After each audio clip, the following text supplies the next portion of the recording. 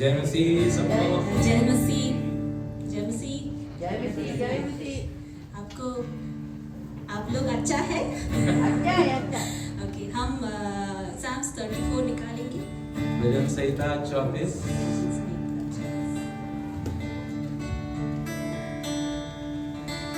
I'll just read it in English. I'll bless the Lord at all times, from verse 1 to 6. I'll bless the Lord at all times, his praise shall continually be in my mouth. My soul shall make its boast in the Lord. The humble shall hear of it and be glad. O magnify the Lord with me, and let us exalt his name together. I sought the Lord, and he heard me and delivered me from all my fears. They looked to him and were radiant, and their faces were not ashamed. This poor man cried out, and the Lord heard him and saved him out of all his troubles. The angel of the Lord encamps all around those who fear him and delivers them. Alright. Just starting off with verse 1. Before that, let's just pray, okay? Thank you, Lord. Thank you, Jesus, oh God, for this Thank you, time, Father. Jesus. Hallelujah. Hallelujah, Lord. I just want to give this time into your hands, Holy Spirit, oh Lord. Father, it is not me, oh Lord, but Lord, use me as your mouthpiece, oh Lord, Amen, Jesus, Father amen. God. That whatever we read in your word, oh Lord, it is active and it is alive, oh Lord, and it is powerful, oh Lord, Jesus, Father God. Help us, oh Lord, Jesus, to understand your word through the power of the Holy Spirit, oh God. And I thank you, oh Lord, that you are here, Jesus. Even before we are here, you are here, oh Lord. Thank you, Jesus. Amen. Amen. Just with verse 1, it says that I will bless the Lord at all times. His praise shall continually be in my mouth. पहले वचन में लिखा है कि हर समय यहोवा का धन्य कहा करूंगा, क्योंकि उसकी स्तुति निरंतर मेरे होठों में होती रहेगी। It says I. It doesn't say Renibai. It doesn't say Virubai. It is saying I will praise the Lord, right? और यहाँ पर लिखा है कि मैं, किसी और के बारे में नहीं लिखा है कि वो करेगा आराधना या वो करेगा, बट मैं स्वयं आराधना करूंगा। And it says, I will praise the Lord with at all times, irrespective of what is happening in my life, I will praise the Lord. Meaning, be it good times, be it bad times, I will bless the Lord at all times. और एक और चीज जो यहाँ पर लिखी है कि हर समय, यानी कि उसके लिए कोई माहौल बनाने की जरूरत नहीं है, चाहे अच्छा हो या बुरा चल रहा हो, चाहे आप खुश हो या दुखी हो, लेकिन हर समय मैं प्रभु की आराधना करूंगा। It says that when I'm sad, when I'm happy, on a Friday, not just on a Friday at 7 o'clock, but I will praise the Lord even on a Saturday, Sunday, Monday, Tuesday, Wednesday, Thursday, every single day, every time I will bless the Lord at all times. His praise shall continually be in my mouth. और यहाँ पे लिखा है कि उसकी स्तुति निरंतर मेरे मुख में रहेगी, यानी कि केवल फ्राइडे को नहीं, लेकिन सप्ताह के हर दिन, हर समय, हर पल मेरे होठों से स्तुति हर समय उसके लिए निकलेगी। So how can we praise the Lord? You know, तो हम प्रभु की आराधना कैसे कर सकते हैं? it can be like continuously speaking in tongues, या तो हम अन्य भाषा में उसकी स्तुति कर सकते हैं, continuously praising God along with people in in the church. और हम जैसे आज इकट्ठा हुए हैं, हम अपनी सभा में अपने भाई बहनों के साथ मिलकर उसकी स्तुति कर सकते हैं। Sharing our testimonies with people. हम जब अपनी गवाहियों को एक दूसरे के साथ बांटते हैं, These are the reasons, or these are the places, or these are the ways that we can praise the Lord. और अलग-अलग तरीके हैं जब हम अपनी आराधना को प्रभु को दे सकते हैं। The next verse says, "My soul shall make its boast in the Lord. The humble shall hear of it and be glad." और अगले वचन में लिखा है कि मैं यहोवा पर घमंड करूंगा, और जो नम्र लोग ये सुनकर आनंदित होंगे। Does it say that I will boast in my strength? क्या यहाँ पर कहीं भी लिखा है कि मैं अपने आप में घमंड करूंगा? नहीं लिखा है। लिखा है? नहीं, यहाँ लिखा है कि मैं प्रभु में घमंड करूंगा। घमंड करूंगा, right? Right? Yeah. So what does it say? My soul. My soul means what? My mind, my will, my emotions.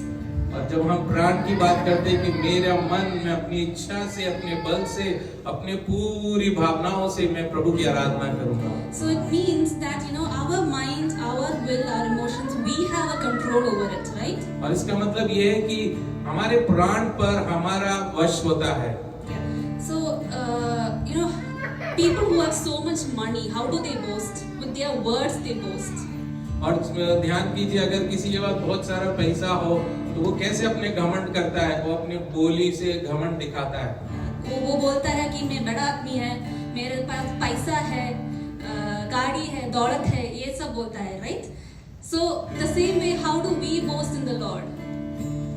और वो अपनी धन दौलत पे घमंड करता है और वो बोलता है, इस विषय में बोलता रहता है। So like how do we boast in the Lord? With our words we can boast. और इसलिए हम भी अपने वचनों के द्वारा घमंड कर सकते हैं। Yeah. So with our words we can control our mind, our will, our emotions. और इसलिए हम अपने अपने जो हमारे वश में है उसके कारण हम प्रभु की आराधना कर सकते हैं। So I just want to give an example, okay? One of my just to give an example, one of my customer, he put me down with his words. He said that I will not buy your product, okay? Because that magnify means what? A small object you can see as a big thing. और magnifying का मतलब क्या है? कोई छोटी चीज को बड़ा करके दिखाना। Meaning, don't see your God as a small thing. Your God is a very big God.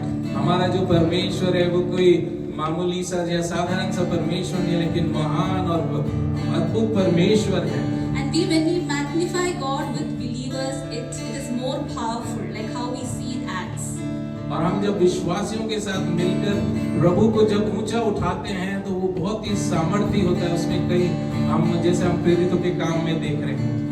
So verse 4 it says, I sought the Lord and He heard me and delivered me from all my fears. और चौथे वचन में इस प्रकार लिखा है कि मैंने यहोवा की सुधि ली और उसने मुझे मेरे हर एक भय से मुझे मुक्त किया। Does it say Rahab sought the Lord and God delivered me from my fears? क्या इसमें ऐसा लिखा है कि कोई और ने प्रभु की सुधि ली और मुझे छुटकारा मिला? Does it say? ऐसा कहीं लिखा है? No, it clearly says I sought the Lord. लेकिन यहाँ पर लिखा है कि मैंने यहोवा की सुधि ली और उसने मुझे मेरे भय से मुक्त किया। Yeah, I sought and I did the work, right? हमने ढूंढा, हमने उसे खोजा। तो जब मैं पुकारूंगा तो वो मेरी सुधि लेगा। Verse 5 and 6 it says that they looked to him and were radiant and their faces were not ashamed. This poor man cried out and the Lord heard him and saved him out of all his troubles. और 5 और 6 में लिखा है कि मैंने प्रभु की ओर अपनी दृष्टि की और मैंने उससे ज्योति पाई और जितनों ने भी उनकी ओर देखा उनका मुंह कभी लज्जित नहीं हुआ। It says that when you look up to the Lord, your face will be radiant. Hallelujah. इसलिए आज जो कोई परमेश्वर की ओर देखेगा प्रभु से वो ज्योति पाएगा। You know, radiant in Jeremiah chapter 31 verse 12 it says radiant with joy. और यिर्मयाह 12 में लिखा है कि आनंद के साथ उनका वो चेहरा ज्योतिर्मय हुआ। Radiance means it is something that is more than a light. It is so much more powerful than a light. Like so much more joy, happiness is there when we as God's children look at His face. और ज्योतिर्मय का मतलब ये नहीं है कि जो साधारण ज्योति की बात नहीं हो रही है, लेकिन उससे भी कई वैभव है उस ज्योति के अंदर। Does the verse say that those who look to Him will be very unhappy, very sorrowful and all that? जितनों ने भी उसकी ओर देखा, क्या ऐसा लिखा है कि वो निराश ही दिखाई देंगे, उनके चेहरे बोझ के साथ थे? No, it doesn't say. You know who will be ashamed? कौन होगा जो शर्मिंदा होगा, आप जानते हैं? It says in Isaiah chapter 45 verse 16, they will be put to shame and be humiliated, all of them. They who make idols will go away together in humiliation. और इज़ाया 45 में इस प्रकार लिखा है कि वो जो मूर्तों को देखते हैं वो निराश होंगे, वो बोझिल हो जाएंगे। Yeah, it says that those who look onto the idols will be shameful. और जो मूर्त को देखते हैं वो शर्मिंदा होंगे, ऐसा लिखा है। Not you, not me. It is those who look on the idols. आपके लिए और मेरे लिए नहीं, जिसको जो हम जिंदा परमेश्वर की ओर देखते हैं। Yeah. In verse 17 it says, Israel has been saved by the Lord with an everlasting salvation. You will not be put to shame or humiliated for all eternity. और परमेश्वर का वचन कहता है आखिरी में कि इज़राइल यहोवा के द्वारा युग युग का उद्धार पाएगा, युग युग वरन अनंत काल तक ना हो कभी लज्जित और ना कभी वो व्याकुल होगा। This is God's promise that you will not be ashamed. और ये परमेश्वर का हमसे वायदा है कि तुम कभी लज्जित नहीं होंगे। Hallelujah. In verse 7 it says, the angel of the Lord encamps all around those who fear him and delivers them. और आखिरी वचन में लिखा है कि उसके स्वर्गदूत हमारे चारों ओर हैं, वो हमें सुरक्षा देते हैं, वो हमारी रक्षा करते हैं। Doing all these things, this is God's promise for you. और ये परमेश्वर का वायदा है हम सबके लिए। That when you pray, you know, in MSG version it says that God's angel sets up a circle of protection around us while we pray. और परमेश्वर का वचन कहता है कि हमारे चारों ओर एक स्वर्गदूतों का एक घेरा है। That means you have to imagine that when you kneel down to pray, an angel is already standing there next to you. जब भी हम अपने घुटनों में आके प्रभु से प्रार्थना करते हैं तो एक स्वर्गदूत हमारे पास तैनात किया जाता है। And this angel is listening to your prayers. You should imagine that. You should understand that angel is already standing there, taking your prayers to the Lord.